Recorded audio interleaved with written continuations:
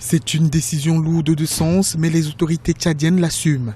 Le Tchad a procédé ce 10 mai à la fermeture de sa frontière avec la République centrafricaine. Pour les autorités tchadiennes, cette décision est motivée par des raisons sécuritaires. Que nous accueillons des milliers de réfugiés et de retournés centrafricains et par conséquent, nous devons assurer leur sécurité en fermant la frontière. Nous ne voulons pas que les gens puissent traverser des côtés des frontières pour s'aimer soit la zizanie ou le désordre dans le camp des réfugiés, ou que les réfugiés puissent retourner de l'autre côté, s'aimer le désordre ou la zizanie ou le trouble. Nous avons pris cette décision en toute souveraineté. Nous ne voudrons pas non plus que des malfrats ou autres propriétaires de route viennent utiliser notre territoire pour s'aimer la désolation dans ces pays frères et amis qui est meurtri.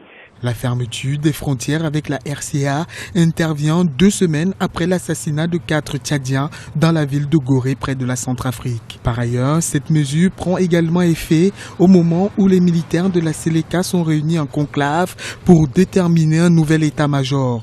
Mais pour les autorités tchadiennes, il n'existe aucun lien entre les deux événements. Nous sommes un pays libre, souverain, indépendant. Nous ne nous occupons pas de ce qui se passe dans les autres pays. Pour nous, il est important que la sécurité règne sur l'ensemble de notre territoire et à nos frontières.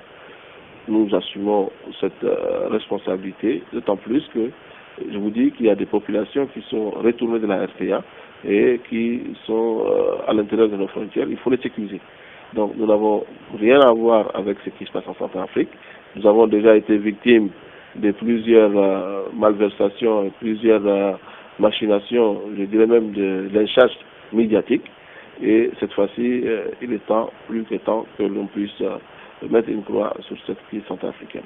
La crise socio-politique en RCA a créé un climat d'insécurité dans la sous-région. Le Cameroun, le Tchad et le Nigeria ont dû renforcer les contrôles aux frontières.